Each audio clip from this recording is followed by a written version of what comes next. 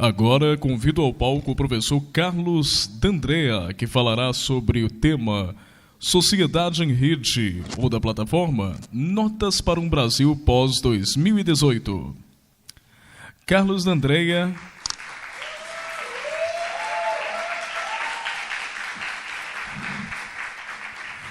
é professor de pós-graduação em comunicação da UFMG, membro do Núcleo de Pesquisa em Conexões Intermediáticas, doutor em Linguística Aplicada e mestre em Ciência da Informação. Autor dos livros Jornalismo Convergente, Olimpíadas Rio 2016, Mídia, Política, Humor, #BH nas Ruas, uma experiência de cobertura colaborativa, entre outros. Atualmente faz pós-doutorado na Universidade de Amsterdã, na Holanda. Alô. Oi. Bom, boa noite, muito obrigado pelo convite de estar aqui hoje, em nome da Viviane e dos demais colegas aqui da PUC. É um prazer estar nessa universidade tão querida e tão importante para nós. Eu vou tentar transformar essa fala em algo mais, não sei se rápido, mas pelo menos mais dinâmico e ilustrado, no melhor sentido da palavra possível, na medida que são já mais de 9 horas, né? E sei que o cansaço vai batendo e o Wilson já nos deu bastante repertório aí para poder partir de alguns lugares já talvez um pouco mais consensuado entre nós. Eu sou professor da UFMG, como foi apresentado, professor do Departamento de Comunicação, do programa de pós-graduação. Terminei recentemente, no currículo diz que eu sou pós-doutorando, né? Na verdade, eu voltei de Amsterdã há 2, 3 meses. Eu fiz um estágio pós-doutoral lá no Departamento de Mídia, de Estudos de Mídia, mais especificamente no grupo de Métodos Digitais, que é um grupo bastante forte, bastante reconhecido de pesquisa com métodos computacionais para pesquisar a internet. E eu acho importante ressaltar isso, que estive lá com a bolsa da CAPES. Então, fui um dos últimos a conseguir um modelo que ajudou muito na formação de pesquisadores desse país. Sou muito grato por ter tido esse privilégio de ter passado um ano no exterior com financiamento do governo, e espero muito que meus colegas possam ter essa oportunidade no futuro próximo, ou mesmo que eu, eventualmente, numa segunda rodada, possa usufruir de novo. Eu posso dizer com muita convicção que foi fundamental para um conjunto de coisas que eu vou dizer aqui hoje e que eu tenho feito na UFMG desde o meu regresso. Então, eu vou passar por algumas questões conceituais no início e tentar pincelar isso com vários e vários exemplos, não necessariamente sobre política e eleições, certamente políticos, mas não necessariamente eleitorais. Assim que eu vi o título da fala do Wilson, né, bastante focado em WhatsApp e eleições, me senti menos obrigado a enfatizar esses dois temas, que são temas caros para mim, para todos nós, inclusive como pesquisador, mas que não são exatamente meus temas de pesquisa, né? Embora o WhatsApp especificamente é uma plataforma que me interessa mais e mais observar, e tenho sistematizado algumas coisas sobre isso. Então, eu vou fazer aqui um grande apanhado de reflexões e exemplos com os quais a gente vem trabalhando. Uma parte dele já foi publicada, outra parte a gente está escrevendo sobre. Se alguém quiser baixar essa apresentação ou acessá-la em algum momento, o link é aquele ali, já está online para vocês acessarem.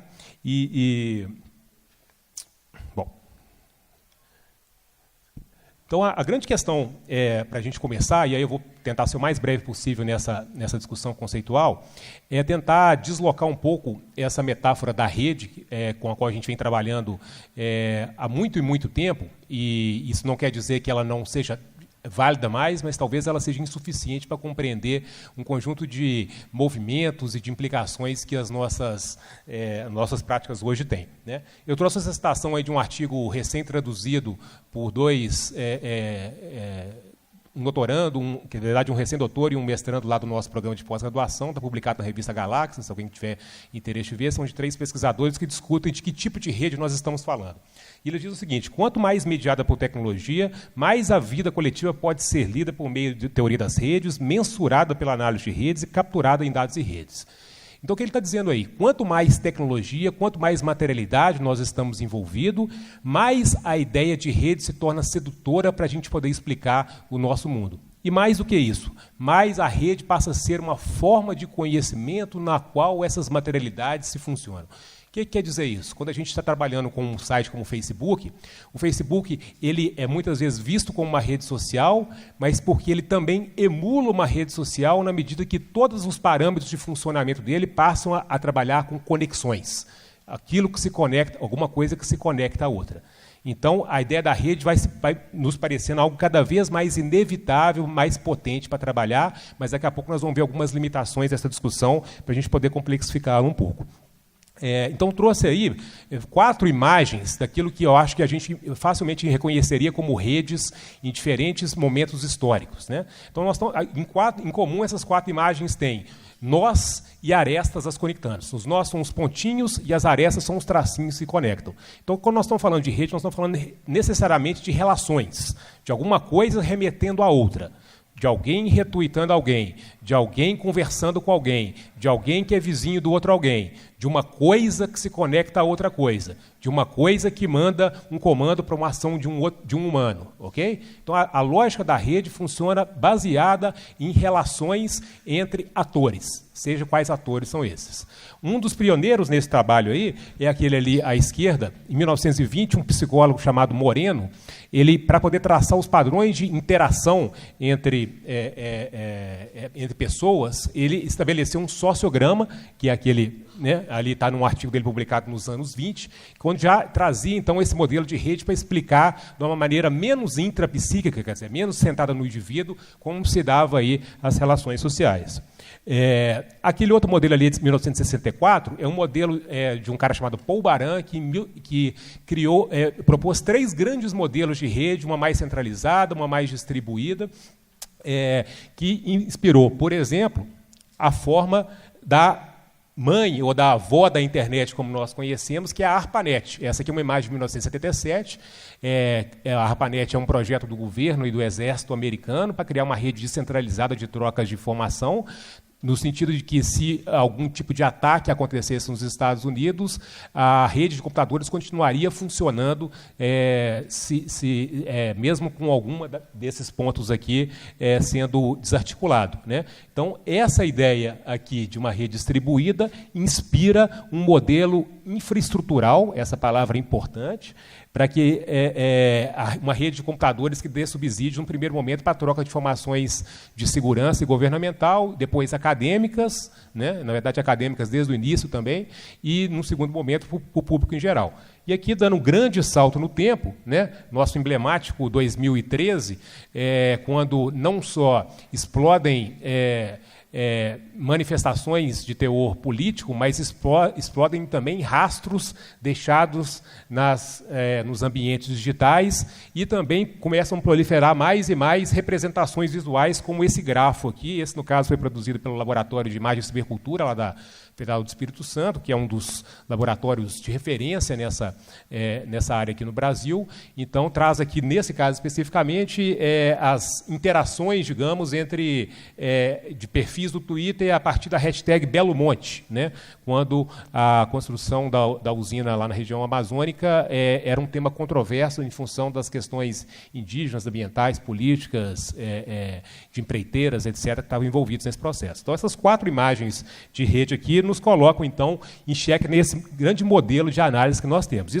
Isso resulta numa extensa bibliografia, num extenso material que até hoje nós utilizamos. Acho que o livro mais emblemático desse é o Sociedade em Rede, lançado pelo Manuel Castells nos anos 90, um livro muito importante, porque ele marca ali, na verdade são 3 livros, é uma trilogia, são centenas e centenas de páginas que, de alguma maneira, dissecam, do ponto de vista da economia política, essa sociedade que se consolidava naquele momento.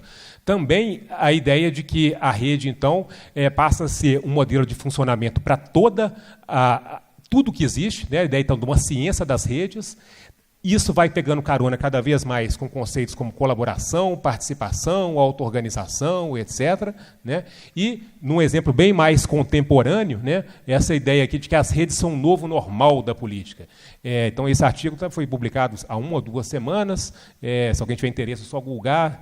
Particularmente, não gostei muito da abordagem, mas nos mostra como é que a ideia da rede está absolutamente presente para qualquer tentativa de explicação do que está acontecendo na política ou fora dela já há muitos e muitos anos.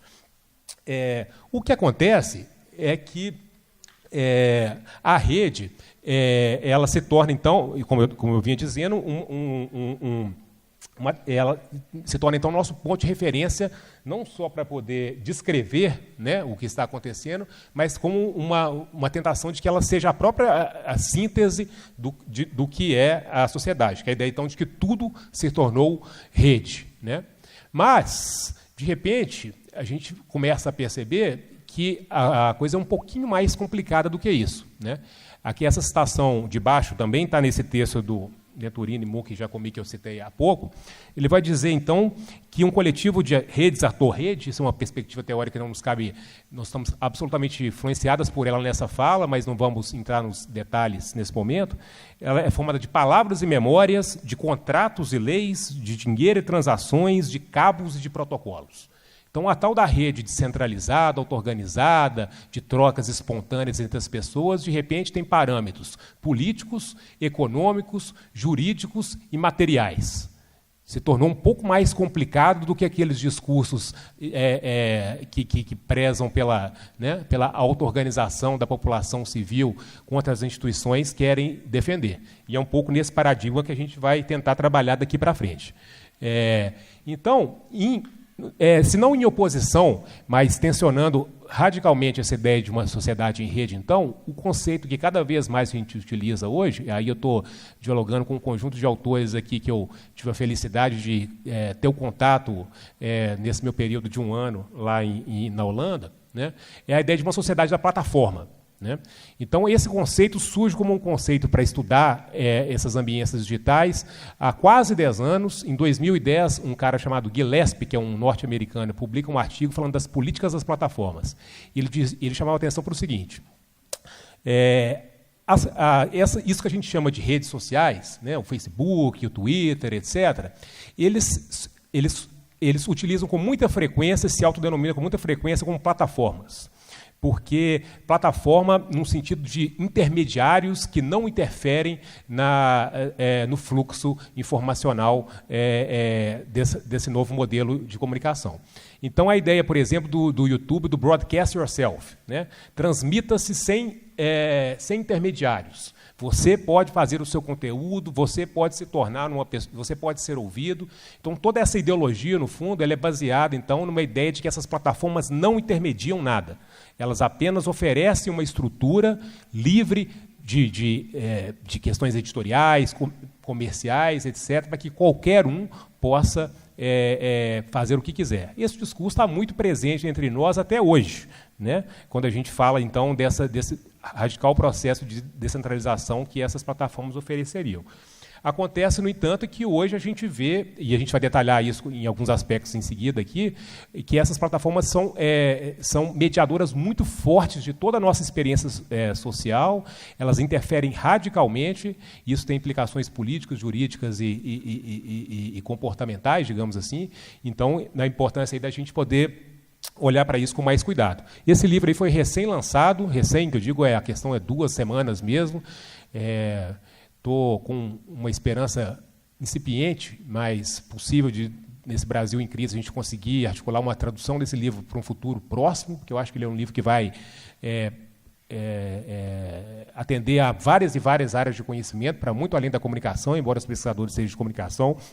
Eu me refiro aqui, então, à sociedade da plataforma, né? Mas existe também aí uma longa produção sobre isso. Infelizmente, a maioria das coisas estão em inglês ainda, e isso está chegando ainda um pouco devagar para a nossa bibliografia, né? A ideia, então, de um capitalismo de plataforma, a ideia, então, de uma das mídias conectivas, que é em torno das mídias sociais, que é o que nós vamos centrar a nossa discussão aqui.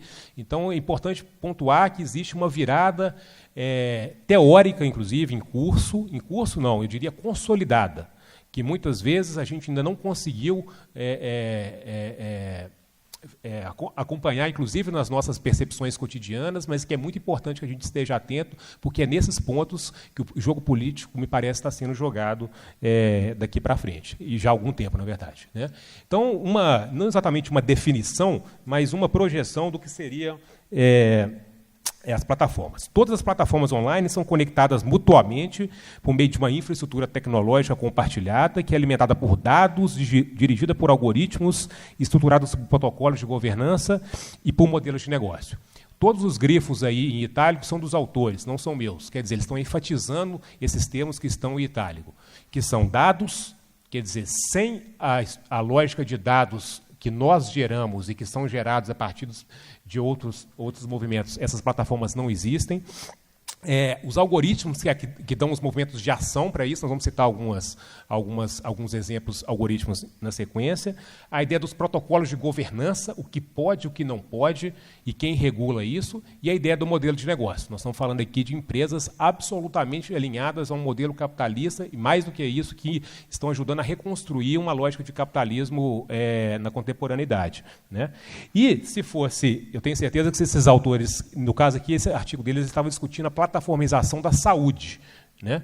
Como que cada vez mais as nossas experiências de saúde estão ligadas por lógica de plataforma. E aí nós estamos falando aqui não só do uso desses reloginhos que alguns de nós, né, ou alguns de vocês têm, como para programas como Fitbit, mas nós estamos falando, por exemplo, da tendência de que dados que nós compartilhamos sejam utilizados por planos de saúde para que regulem se nós podemos ou não ter acesso a um determinado plano, qual seria o preço que nós deveríamos pagar por um determinado serviço de saúde em função do nosso histórico de utilização de remédios ou de vezes que ficamos doentes e por aí vai, né? Isso aí, esse é até um slide que eu tirei, tem uma cabeça aqui embaixo, né? É uma foto que eu tirei de um slide de uma apresentação desses pesquisadores há algumas semanas. Eles estão dizendo, então, da camada infraestrutural, que é a outra que eu disse que não está enfatizada naquela fala, mas que me parece cada vez mais importante. Aqui nós temos os 5 grandes, né? Que não são muito familiares, embora sejam muitas vezes um pouco invisíveis nas nossas preocupações. Isso é muitas vezes chamado pela sigla GAFAM, né? Google, Apple, Facebook, Amazon e Microsoft. Essas 5 grandes plataformas centralizam boa parte, para não dizer todo o serviço que nós utilizamos, não só do Facebook em si, está aqui o WhatsApp, os sistemas operacionais, mapa, sistema operacional do celular, compartilhamento de arquivos, inclusive esse aqui que nós estamos mostrando. Todos os sites que nós acessamos, né, estão em serviços de nuvens, como o da Amazon, se não da Amazon em si. A Microsoft também atua nessa seara, o LinkedIn, o Windows, o Explorer, o Skype, por aí vai, né? Então, é cada vez maior a concentração em torno dessas 5 grandes empresas que têm estruturas, que têm infraestruturas muito claras, né? Então, o que eu estou chamando a atenção aqui, e aí eu acho que essa tela que vem aqui é a divisora de água entre esse parâmetro mais conceitual e um conjunto de exemplos que eu separei para a gente discutir isso, que assim me parece insuficiente que a gente continue chamando essas ferramentas, para usar um termo bastante simples, de redes sociais, sejam elas virtuais, online, digitais, o que a gente quiser, né? Não que a dinâmica de rede não esteja presente, a dinâmica de rede, enquanto trocas um pouco menos centralizadas do que nós estávamos acostumados, trocas muito intensas, como o professor Wilson chamou a atenção com muita razão na fala dele, mas essa dimensão das redes, ela muitas vezes esvazia camadas bem mais profundas que complexificam essa relação. Daí a ideia, então, de se chamar de plataformas ou mais especificamente plataformas de mídias sociais, né? E o legal é que os sociais ali, ele meio que garante de dizer, olha, embora seja um termo também um pouco senso comum, mas eu dizer o seguinte, são as pessoas que estão fazendo essas mídias funcionarem. Se as mídias anteriores não eram tão sociais como essas são, nós estamos falando de mídias sociais, mas principalmente nós estamos falando de uma atenção aqui que nos é nova inclusive como profissionais da área de comunicação, que imagino que a maioria aqui seja, né? Plataforma ou mídia? O que faz sentido falar de plataforma de mídia social, né? E aí, para quem tiver interesse nessa discussão, eu recomendo esse artigo que está citado aqui, por que as empresas de mídia insistem tanto que não são empresas de mídia, por que estão erradas e por que isso importa. Essa é uma tradução recém-publicada, num dossiê que eu ajudei a organizar, publicado na revista Parágrafo, sobre algoritmos. E nesse artigo, infelizmente, ele está muito centrado. Infelizmente, enfim, os autores são americanos, então estão discutindo uma questão regulatória muito dos Estados Unidos. Mas nos chama a atenção para essa tensão entre o uso da palavra plataforma e mídia, né? Porque se a gente está reivindicando o uso da palavra plataforma, ao mesmo tempo ela parece não ser suficiente, porque aquilo que a gente entendia como mídia, televisão, rádio, jornal, etc., já está sendo mais e mais plataformizado, já atua cada vez mais na lógica das mídias. Quer dizer, as plataformas querem continuar sendo plataformas, mas cada vez mais são mídias. Isso quer dizer, então, que elas estão diretamente nos nossos campos de atuação e nos implicam diretamente naquilo que nós, jornalistas, publicitários, relações públicas ou qualquer outra formação, né, mesmo das humanidades, coloca naquilo que é a nossa especialidade. Então, 3 pontos que eles chamam a atenção, que nós vamos retomar em exemplos aqui na sequência, né? Três discursos comuns pronunciados por essas plataformas para dizer que elas não são mídias e sim são plataformas. E isso tem, por exemplo, questões regulatórias muito drásticas associadas. Nós não produzimos conteúdo. Então, esse discurso quer dizer que apenas aqueles que produzem vídeos, aqueles que produzem fotos, aqueles que produzem textos verbais seriam mídia. O que não é verdade se a gente pensar que várias e várias plataformas hoje já produzem seus próprios conteúdos. Mas, mais do que isso, é a impossibilidade da gente dissociar hoje produção, distribuição, circulação, controle de conteúdo, etc. Essas coisas estão cada vez mais interligadas. Então, separar a produção de conteúdo de todas as dimensões é uma visão muito simplista para a lógica que a gente vive hoje. Quer dizer, isso eu já estou desconstruindo o argumento deles, e é um pouco nesse sentido que o artigo referenciado aí faz. Os outros 2 argumentos, eu vou citar eles mais no exemplo, é que eles não seriam empresas de mídia porque eles são essencialmente cientistas da computação. Quer dizer, se são programadores e não jornalistas, para usar apenas 2 profissões, não seria uma empresa de mídia, né? E, por fim, essa é a minha favorita, não temos interferência editorial humana, né? Então, se é tudo automatizado, não seria um processo midiático. Vamos ver alguns exemplos aqui, que aí a gente vai destrinchar isso um pouco melhor. Eu suponho que a maioria de vocês conheça essa imagem, né? Mas antes de qualquer explicação, eu vou pedir que a gente faça uma brevíssima enquete aqui para responder essa pergunta que está colocada aí. Assim, e aí eu não vou pedir, enfim, aqueles que conhecem, evidentemente não tem como apagar essa lembrança dessa imagem, mas quem consideraria, olhando para essa imagem de uma criança nua, uma imagem obscena? Nós vamos retomar isso daqui a pouco, mas eu queria ver quem considera essa uma imagem obscena. Eu sei que isso talvez toque em questões delicadas, enfim, que é da sexualização, né, do corpo de crianças. Nós vamos chegar a entender por que eu estou fazendo essa pergunta agora. Então, eu devo entender que todos...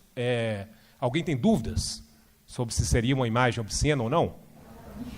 Um outro sentido do obsceno, né? Assim, a guerra é obscena, a bomba atômica é obscena.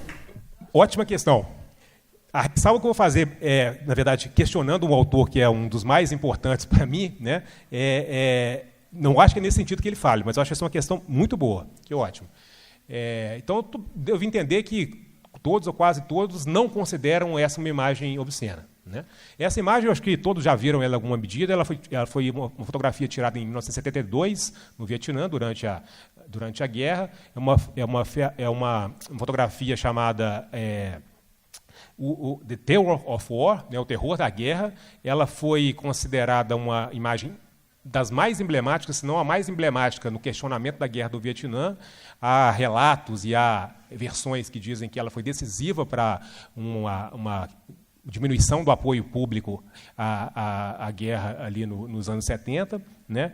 E ela, isso é interessante dizer de antemão, a publicação dela nos jornais norte-americanos dos anos 70 foi controversa. Quer dizer, demorou-se a chegar num certo consenso. O primeiro jornal a publicar, salvo engano, foi o New York Times, porque acreditou que aquela imagem tinha uma força que merecia ser publicada a despeito de ter uma criança nua. Tá? Por que eu estou trazendo esse exemplo? Em 2016, esse caso talvez alguns de vocês já tenham visto, mas vamos dissecá-la aqui um pouquinho. Um fotógrafo da Noruega publicou essa imagem e o Facebook retirou automaticamente aquela imagem do ar porque continha nudez. Né? Os algoritmos, então, de reconhecimento de imagem identificaram que aquela imagem tinha traços de nudez e não poderia circular de acordo com as políticas de comunidade do Facebook. Um jornal norueguês, o jornal mais importante da Noruega, voltou a publicar a imagem, aí repercutindo aquela questão, aquela censura ao fotógrafo alguns dias antes. O Facebook alertou o jornal que ou eles pixelavam a imagem, ou essa imagem eles teriam o perfil suspenso.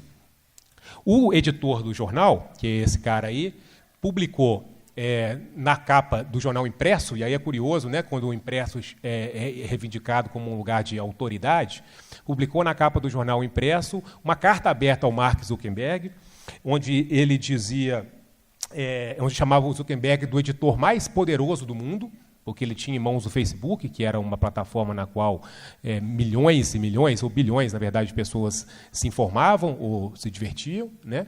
E o caso envolveu, inclusive, a primeira-ministra da Noruega, que disse essa frase que eu gosto muito para a nossa discussão aqui, que o Facebook não tem direito de editar a história. Né? Então, é uma chamada um puxão de orelha de uma alta autoridade do país e uma questão bastante sensível para o Ocidente, né, que é, digamos, uma manipulação da história. O Facebook pediu desculpas, mudou as suas regras depois disso, algumas das suas regras de moderação, e esse caso se tornou um caso bastante emblemático dessa tensão entre uma moderação automática de conteúdos e digamos, imagens, no caso, né, imagens de nudez, que transcendem, que têm um peso histórico, que transcenderiam qualquer tipo de obscenidade dessa imagem. Vou trazer um segundo exemplo aqui, coincidentemente, no mesmo ano, na verdade, 1 ou 2 meses de diferença. É possível que vários de vocês conheçam essa revista, ela é editada aqui em Belo Horizonte, um grupo extenso de pessoas, mas mais formalmente vinculado à Escola de Arquitetura da UFMG, a revista Pisagrama. Então, na sua edição número 8, cujo tema sintomaticamente era extinção, essa imagem estava na capa. Então, eles circularam essa imagem no perfil do Facebook, né? É uma imagem tirada em 1958, durante uma campanha de reflorestamento pelo governo federal, que é uma coisa curiosa, né? Assim, colocar os índios para segurar uma muda de uma planta, em 1958, quando o país certamente era bem menos desmatado do que era hoje. Né? Então tem uma questão de poder e de ideologias muito forte aí, mas o importante para nós aqui é que essa imagem foi para o ar e aí eles bloquearam o perfil da revista Pisagrama e seus milhares de seguidores. A gente conversou com os editores da revista para, enfim, fazer esse artigo que está referenciado aqui. Ele tem uma versão inglesa e essa aqui que foi publicada na própria Pisagrama. Né? Então, o que eu achei interessante é eles dizerem assim, o Vale do Silício não entendeu que indígena não usa camiseta e ser de fora não é pornografia. Né? E depois eles tiveram que criar um novo perfil, perderam todos os seguidores, jamais conseguiram uma resposta do Facebook, criaram um novo perfil, aquele famoso 2, né? Depois que o seu perfil é apagado, e publicaram, até com uma forma de ironia, uma versão da imagem com a Índia com um tapa-seios, né, ou com um sutiã. Né? Quer dizer, nós temos aqui, então, duas situações que me parece que têm proximidades conceituais, quer dizer, corpos femininos, ok? Uma é de mulher, a outra é de criança, a outra já é de adulto, né? Essa é uma diferença, mas que circularam em situações absolutamente diferentes, que evocam valores e e regimes de poder muito diferentes, né? No caso, mexeu com os valores centrais do Ocidente, ao questionar uma imagem das mais emblemáticas do século XX, no outro caso, uma imagem bastante marginalizada dos índios brasileiros, que nem nós mesmos aqui damos uma atenção razoável, né? E aí, enfim, a partir daí nós fizemos num desses artigos, esse que eu estou referenciando aqui, uma discussão em torno de cosmopolíticas, como é que os algoritmos, enfim, convocam diferentes regimes de poder. Mais recentemente, lendo esse livro que foi recém-lançado, que é uma outra recomendação assim, enfática também, eu diria, né, que é exatamente sobre moderação de conteúdo, o Gillespie, esse autor, e eu fiz questão de não traduzir essa frase para que a gente possa criar um certo estranhamento, digamos, de língua, né? Para ele, ele diz que para ele não há dúvidas, não há questões de que essa é uma imagem obscena, né? E aí o obsceno que ele está dizendo aqui talvez seja no sentido da guerra que a colega ali disse, mas, me lembrando do contexto, ele estava dizendo especificamente da nudez, né? E aí me parece que ele está convocando aqui um repertório de valores puritanos, norte-americanos, que talvez nós brasileiros já tenhamos também incorporado nessa onda ultraconservadora que o Wilson descreveu há pouco, né? Para ele, então, a questão é se essa imagem é politicamente importante a ponto de ser liberada. Então, para ele, não há dúvidas quanto à obscenidade da imagem. Talvez porque o meu olhar, e eu acho que o de vocês também, já esteja tão impregnado pela história, pelo peso dessa imagem, não consigo ver ali um rastro de obscenidade. Consigo ver ali uma força política mobilizadora, enfim, que o meu olhar de cidadão, muito mais que de jornalista ou de pesquisador, já foi acostumado há muito tempo. Quer dizer, acho curioso que ele consiga fazer uma leitura tão distanciada a ponto de ver a obscenidade de uma imagem que já está absolutamente enraigada em todos, talvez não nos algoritmos do Facebook, agora já estão, naquele momento não estavam, né? E um outro exemplo, eu acho que esse exemplo de censura de nudez de índios não é o único, né? Uma vez a página do Ministério da Cultura brasileira foi também bloqueada em função dessa imagem, uma imagem de 1909, né? E o então ministro Juca Ferreira fez uma colocação que me parece muito feliz, né? Que como é que as empresas operam numa lógica ainda colonial, de imposição de valores, de imposições de visões de mundo, né? Então, quando eu resolvi propor que muito arriscadamente, não vou dar conta disso, que a minha fala tivesse também o nome de Notas para um Brasil pós-2018, né? Muito mais que notas que vão ser rascunhos, esboços, divagações e tal, mas estamos dizendo aqui, então, de uma lógica colonial, né? Colonialismo e dados, colonialismo e plataformas, ainda que não seja o mesmo colonialismo que nós vivemos, ou que a gente deixou de viver em algum momento, mas é uma questão, então, aí de desigualdades e assimetrias muito marcadas que continuamos vivendo até hoje, né? Um segundo exemplo. Não sei se todos sabem disso, o Facebook já teve, recentemente ele encerrou isso, uma coisa parecida com o Trend Topics do Twitter, que funcionava como no canto direito da página, né? Isso não funcionava aqui no Brasil, enfim, nós não experienciamos isso, era em alguns poucos países do mundo, o trending era uma coisa muito próxima daquilo que os Trend Topics do Twitter, embora ele tivesse outros regimes de gestão algorítmica, digamos assim. Mas a lógica de popularidade, visibilidade para alguns temas era a mesma. Então, em 2016, estourou um escândalo de que editores, pessoas do Facebook estariam manipulando ou estariam selecionando as notícias que estão aparecendo ali. Essa matéria publicada pelo Gizmodo foi o desencadeador dessa discussão, né? Para poder privilegiar notícias progressistas, né? Nos Estados Unidos, leia-se Partido Democrático, os democratas, em detrimento das notícias mais conservadoras ou do Partido Republicano.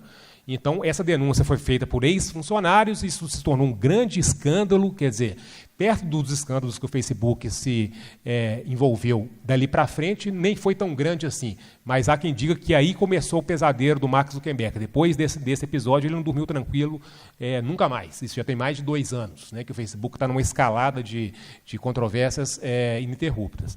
Então, o Facebook, inclusive, o Zuckerberg, inclusive, teve que ir ao Congresso dos Estados Unidos fazer uma primeira explicação divulgação pública, aí numa reunião mais fechada com os republicanos, para dizer que não era isso e tal. Mas eu acho, uma das explicações que ele publicou, achei interessante, né? Impor valores editoriais humanos na lista de tópicos selecionada pelos algoritmos não é uma coisa ruim. Então, ele está dizendo o seguinte, nós nos declaramos como uma empresa sem interferência humana, onde as coisas são automatizadas. E a gente delega aos algoritmos uma lógica de confiança que, algum tempo atrás, já foi delegada aos jornalistas. Mas impor valores editoriais humanos na lógica daquilo que é mais importante não é uma coisa ruim. Repare como é que a coisa é ambígua, porque há um esforço para, quando é estrategicamente importante, dizer que é automático, que é algoritmo, e quando é estrategicamente importante, dizer que é humano. Quanto, na verdade, não faz nenhum sentido separar aquilo que é uma agência humana e uma agência maquínica, porque as coisas estão absolutamente interligadas, com alguns exemplos que a gente vai mostrar em seguida aqui, vão explicitar, né? Opa! Antes disso, então, um caso muito parecido, ainda aqui com variáveis diferentes, estourou aqui no Brasil esse ano. O Facebook, já bastante calejado com essa eleição do Trump e toda a controvérsia das fake news nos Estados Unidos, articulou, principalmente com as redes de fact-checking, né, dos checadores de conteúdo, processos de checagem de conteúdo que circulavam no Facebook, se não para tirar do ar, para diminuir a visibilidade daqueles conteúdos nas timelines das pessoas. Quando isso chega aqui no Brasil, se não me engano, em maio desse ano, eu tenho essa colinha aqui em algum lugar, isso imediatamente desponta uma grande controvérsia, né? Ou pelo menos uma controvérsia barulhenta, como é muito típica dos movimentos articulados via internet, faz bastante estardalhaço, né? A ponto do Facebook ser colocado aí no rol bastante heterogêneo de esquerdistas que estariam querendo, digamos, romper um movimento ultraconservador, para usar um termo do Wilson aqui no Brasil, né? Então, você haveria então um pacto do Facebook, mais especificamente da sua figura emblemática, Mark Zuckerberg, com a esquerda brasileira, com os jornalistas esquerdistas, etc., para poder restringir a rede, restringir o poder das pessoas, né? Impor algum tipo de regulação, algum tipo de limite nesse mundo sem instituições que as pessoas acham que estão vivendo, né? E aí é curioso pensar, então, como é que as plataformas são também envolvidas nas lógicas conspiratórias com a mesma intensidade com que elas são idolatradas em alguns momentos, né? Então, assim, a plataforma, em algum momento, ela é o lugar da liberdade, em poucos dias depois ela pode se tornar o lugar da prisão, né? Isso começou a acontecer no WhatsApp agora, quando vários e vários grupos começaram a migrar para, por exemplo, o Telegram, né? Onde as pessoas viram que há uma tendência do WhatsApp ser mais regulado em relação a um lugar menos aberto, né, do que o Telegram ou outros aplicativos do tipo. E também um caso aqui, isso vai nos apontar para uma ideia de automatização em seguida, né, várias notícias relativas então, ao Jair Bolsonaro começaram a ser marcadas como spam no Facebook, e aí, essa aqui efetivamente não me parece que tenha nada demais, era apenas um anúncio de que ele seria entrevistado no Roda Viva naquela noite, ou enfim, ou no dia seguinte, né? E estava sendo marcado no Facebook como spam, né? E aí isso vai nos levar, então, a pensar aqui algumas políticas, como essas coisas acontecem, né? Então, os robôs do Twitter, né? Que é o que a gente, uma das coisas que a gente mais ouviu falar aí nas campanhas, inclusive com bastante afirmações, às vezes bastante mais assertivas do que deveriam ser sobre o que é robô e o que não é, né? Eu gosto muito dessa ferramentinha aqui, ela fica aberta para qualquer um que quiser brincar lá, chama Bot or Not Bot, né? Robô ou não robô. Você pode entrar lá, você faz o seu login com o Twitter e joga qualquer perfil para ele te dar qual o percentual de robotização, ou da possibilidade de ser um robô, né? Quais os parâmetros que uma ferramenta como essa ferramenta é uma das melhores e ainda assim é muito falha, tá? Quais os parâmetros que ele utilizam? A questão da temporalidade. Qual o intervalo com que uma conta publica tweets? Isso aqui já é uma coisa que já foi manjada pelos programadores, já diminuiu, porque sabe-se que se publicar muitas mensagens em poucos segundos, num intervalo muito pequeno, um humano não seria capaz de fazer isso, então o Twitter já tem restringido isso, né?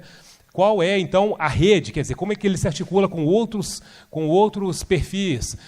Como é que é a questão de amigos, etc. Quando foi criado? Quer dizer, vários e vários parâmetros que dizem respeito à dinâmica de funcionamento daquele tweet são utilizados em ferramentas como essa que detectam bots. E são também utilizados pelo próprio Twitter, através de processos de aprendizagem de máquina, para poder identificar contas, muitas vezes que sequer foram utilizadas, que são bloqueadas, suspensas, ou pelo menos colocadas para verificação sob suspeita de serem fraudulentas, né? E nisso aqui, contas que são efetivamente utilizadas por pessoas, enfim, comuns, ou pelo menos por humanos, né? São suspensas também.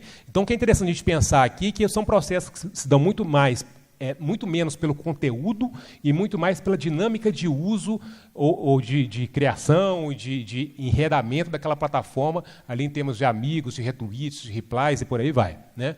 Aqui o Facebook, né?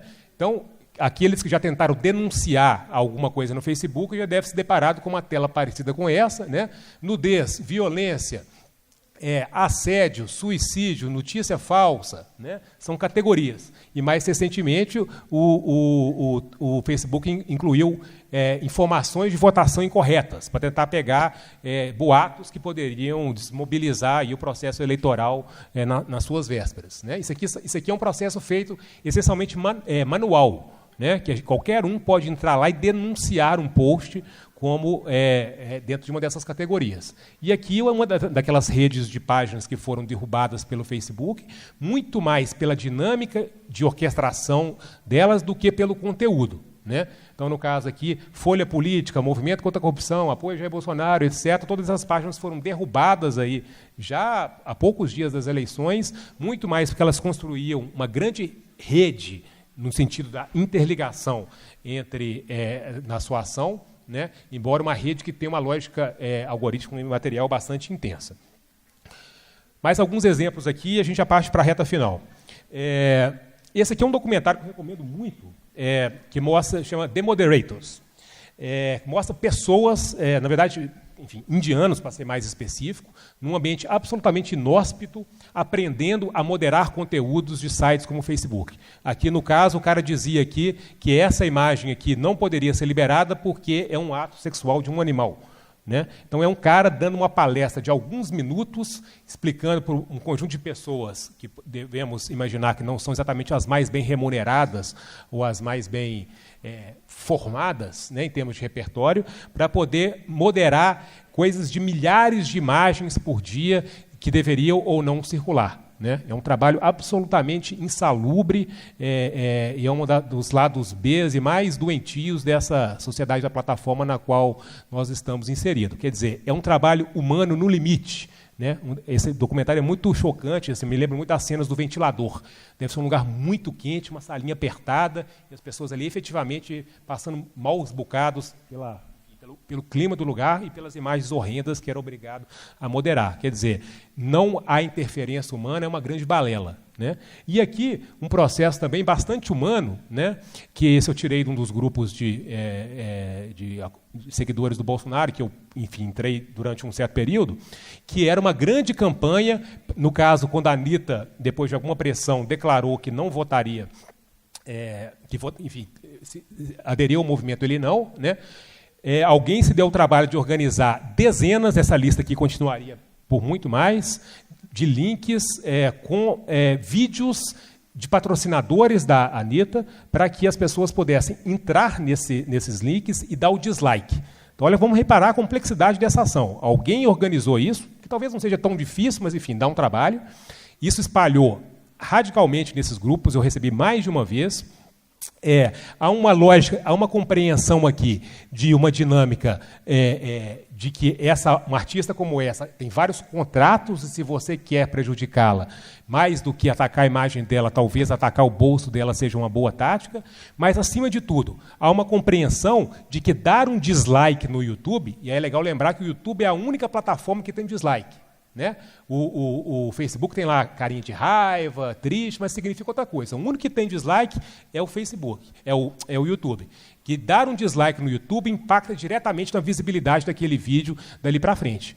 Então, a gente estava conversando aqui um pouco mais cedo de letramento midiático e tal. Gente, a última coisa que a gente pode dizer é que esse tipo de orquestração aqui não tem letramento midiático.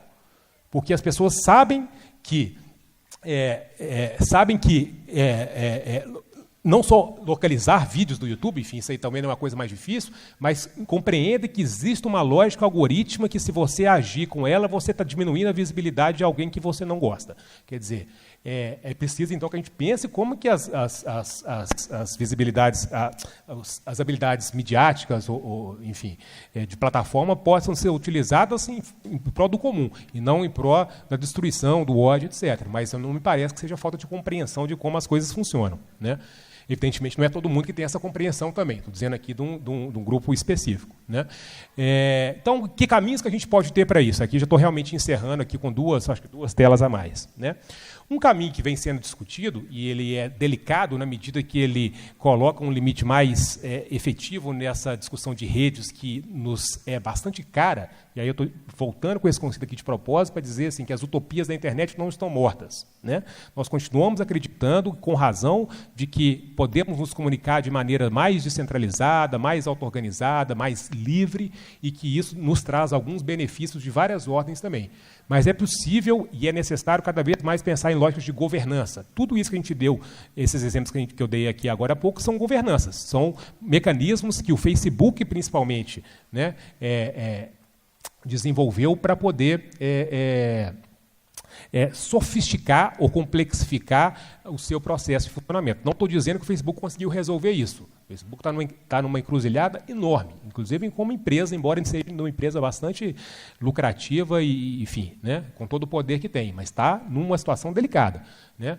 Agora, discutir isso coloca essas plataformas num lugar de muita visibilidade, né? E aí, não por acaso, eu trago aqui agora os exemplos do WhatsApp, que foi uma plataforma não de mídia social, sim de comunicação instantânea, sobre a qual eu falei pouco até agora, né? Aquele primeiro exemplo ali mostra um tweet publicado por um jornalista de São Paulo, mostrando que o agora eleito presidente da República, entre os seus projetos de lei apresentados no ano de 2017, tinha um que queria regular que apenas o Supremo Tribunal Federal pudesse suspender aplicativos de troca de informações na internet. Então, era um aplicativo, era um projeto de lei para regular o funcionamento, ou mais especificamente, a restrição ao acesso de um aplicativo aqui. Quer dizer, é uma proposta de regulação daquela rede que boa parte dos apoiadores dizia como lugar da liberdade, dos contatos em rede, da quebra das instituições. E um projeto interligado a esse ainda parece mais sutil e eficiente, né, que estabelece que princípios, garantias, direitos e deveres para o uso da internet no Brasil, para vedar a oferta de pacotes com franquias limitadas de dados. O que isso está querendo dizer? Isso quer legalizar ou autorizar a possibilidade de alguns aplicativos terem franquia ilimitada. Alguns de vocês devem ter planos nesse sentido, sabem então que se seus dados acabaram, você pode continuar usando, suponhamos, Facebook e WhatsApp, sem contar no seu programa, no seu pacote de dados. Isso quebra um princípio fundamental da internet, que é a da neutralidade da rede, que é de dar condições de acesso iguais para todas as aplicações. Então, isso é ilegal, por algum momento, as operadoras fazem isso, fazendo manobras jurídicas, mas mais do que isso, em termos de prática, isso inviabiliza, por exemplo, que muitas pessoas que recebem um conteúdo via WhatsApp cliquem no link para poder verificar aquele link na sua extensão, uma matéria que seja, né? Porque vai pagar dados. Ou os meus dados já acabaram, ou eu quero economizar meus dados para alguma coisa mais importante. Então, não estou dizendo aqui nem necessariamente, não é apenas preguiça de ler, não é apenas que as pessoas não sabem ler ou não entendem, etc. Há condições colocadas por essas plataformas de maneira bastante evidente e efetiva que dificultam a leitura nesse caso, muito específico, de conteúdos para fora do WhatsApp, né? Um usuário que está com o seu plano de dados acabando, ele vai pensar duas vezes se ele vai assistir um vídeo ou mesmo ler um texto clicando por um site que está fora daquela plataforma. Ele vai preferir consumir conteúdo ali dentro, né? Esse aqui é uma carta aberta, publicada por 3 pesquisadores brasileiros. A Cristina é de uma agência de checagem, o Fabrício Benevenuto é um professor aqui da UFMG, da computação, e o Hortelato é da ciência política da USP.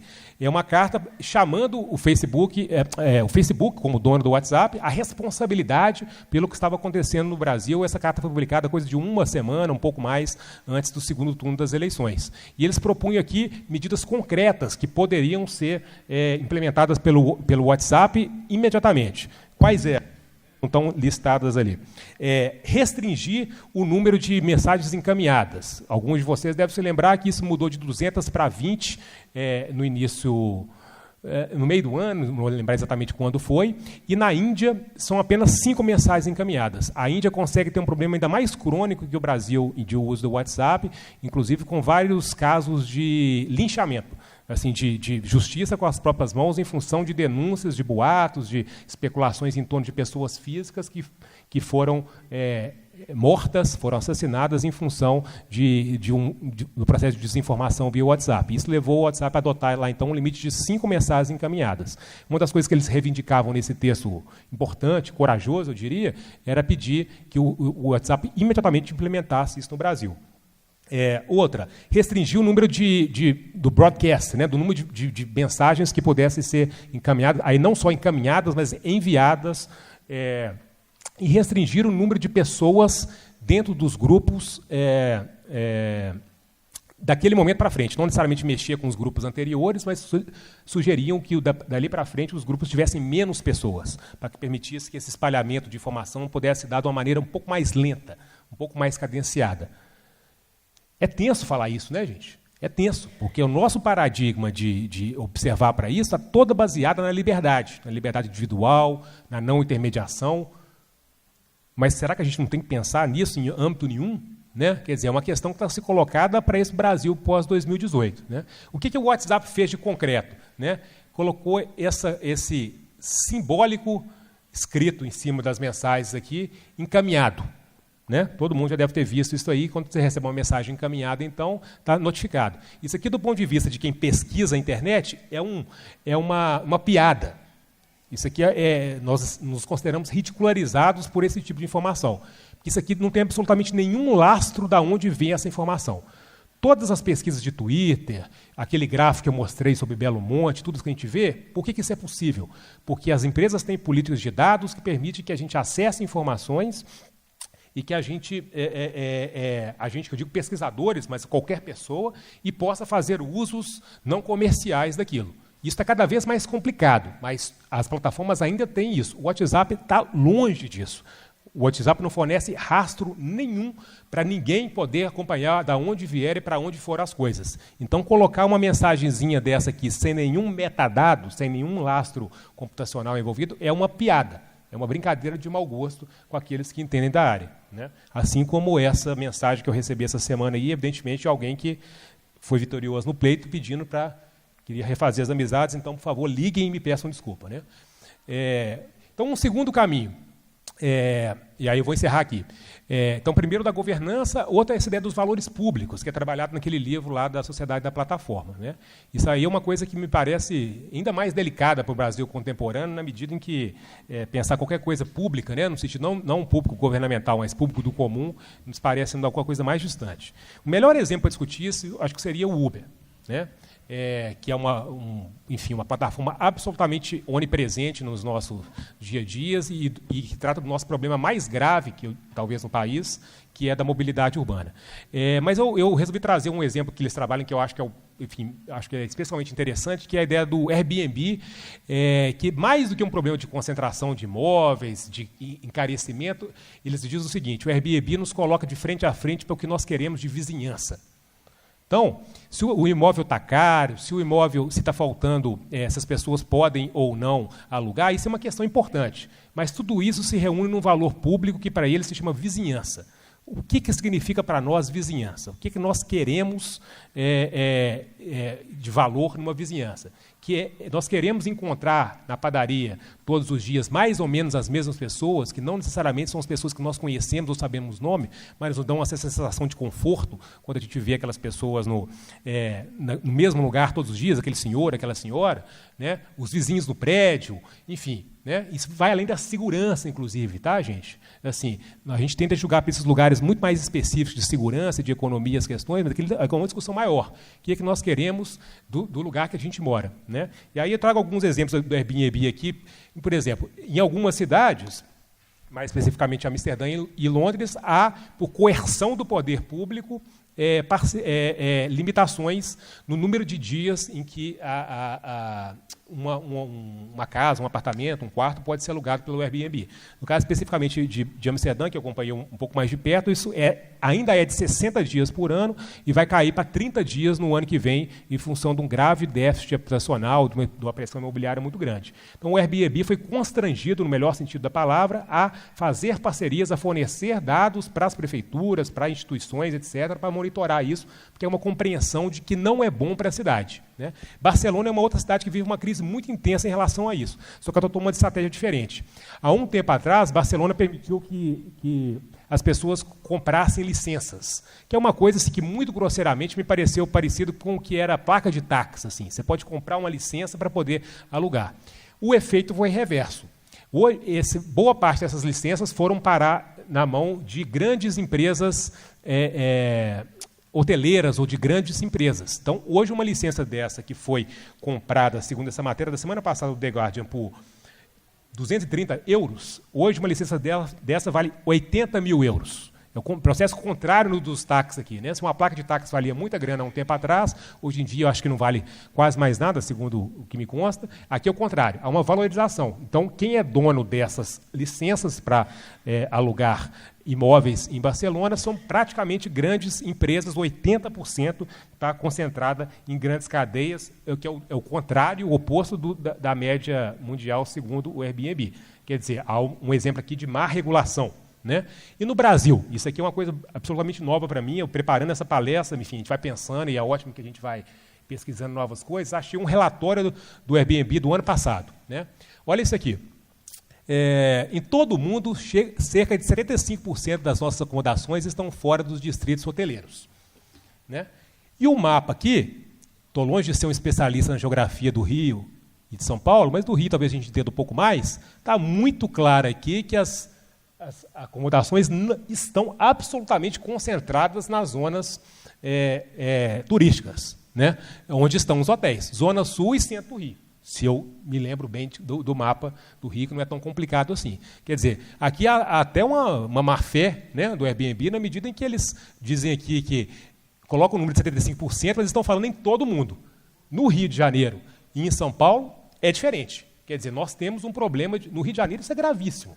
Né? Um dos motivos de crise de habitação, de altíssimo preço de aluguel no Rio de Janeiro é em função do quantidade de apartamentos que está para esse tipo de aluguel. Né? Mas, para não dizer que não há nada acontecendo, enfim, já há um processo de regulação. Isso aqui é da cidade de Caldas Novas, em Goiás, né? que começou a cobrar ISS a partir dos imóveis alugados. Tem também numa cidade do litoral de São Paulo, cujo nome me foge agora, que estava em vias de ser regulado, enfim. Isso não é uma coisa que eu estou exatamente acompanhando, foi mais uma pesquisa breve que eu fiz para essa fala, para dizer o seguinte: há um processo em curso, que talvez essas notas ou esses esboços para um Brasil pós-2018, no que diz essa tensão de rede e plataforma, a gente tem que considerar com um pouco mais de seriedade essa possibilidade de abandonar ou de relativizar esse conceito tão bonito e tão forte das redes e das colaborações, e começar a pensar que, no fundo,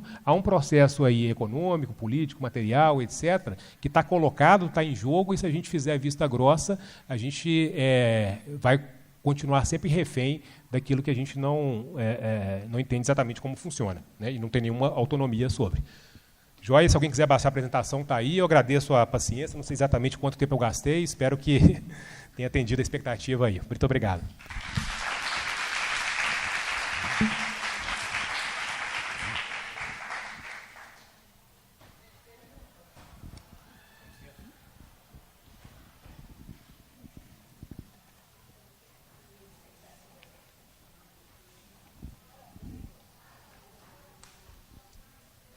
Boa noite, professor.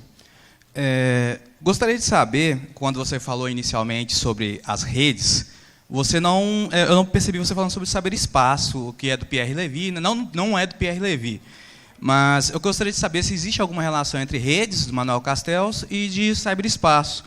E citando das obras do Manuel Castells, ele tem aquele livro lançado em 2011 ou 12, não me lembro agora, aqueles de resignação e esperança, né? Ele fala sobre, ele vê que as redes são a possibilidade de uma transformação social e tal. E hoje, você vê que ainda há, a partir desse momento que as redes estão tomadas por fake news e tal, esse mundo sombrio de desesperanças, assim. Legal. Vou responder essa, então, enfim, como foi na primeira, né? Bacana, sua pergunta, qual que é o seu nome? Marcos.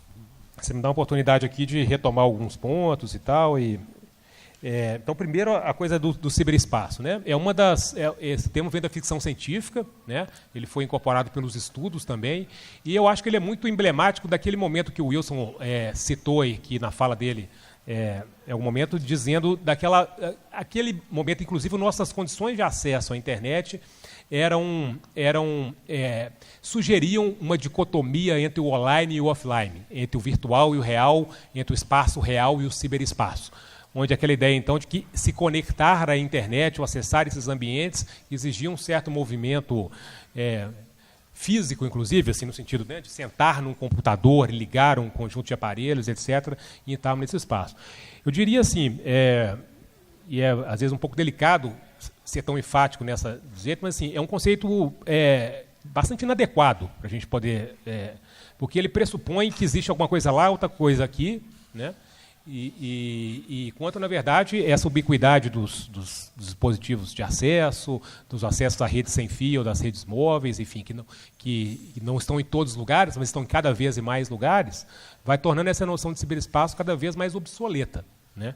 Então, assim, é um termo que eu efetivamente sugeriria evitar, porque eu acho que há abordagens que são mais maldosas, no bom sentido da palavra, que são menos ingênuas, né, do que o ciberespaço, e eu acho que cumpriu um papel importante e também nos diz de toda uma discussão do imaginário, que aí sim eu acho que é um lugar bastante importante ainda, que então da ficção científica, né, Matrix e por aí vai, eu acho que ali tem uma coisa do ciberespaço, mas é para discutir um outro lugar, do imaginário da cibercultura, muito mais do que das práticas cotidianas, né.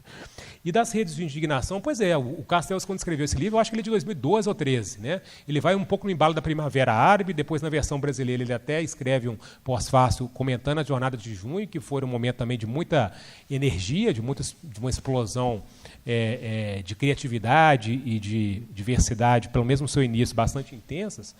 Agora, acho que o próprio Castells hoje não endossaria acho que de indignação, sim, mas não necessariamente de esperança, né? Eu acho que hoje são bastante distópicas. E aí, quando eu faço uma ressalva aqui, você me dá essa oportunidade também de dizer do livro dele, eu gosto muito desse livro, ele o Sociedade em Rede, ele é importante, mas assim, eu imagino que ele, enfim, concordaria comigo e tal, me parece um livro insuficiente, não só porque ele foi publicado há 20 anos, mas porque toda a articulação que ele traz ali já mudou muito intensamente nesse período, né? Inclusive a própria ideia de plataforma naquela época não existia. Naquela época ele estava dizendo de infraestrutura de acesso à internet.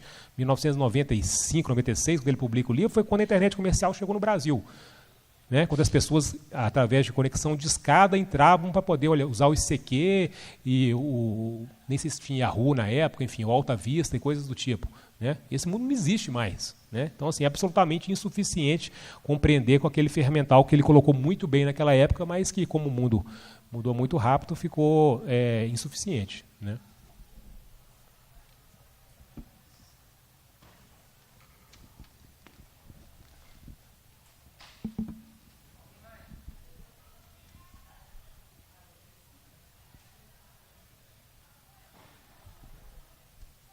Das ideias.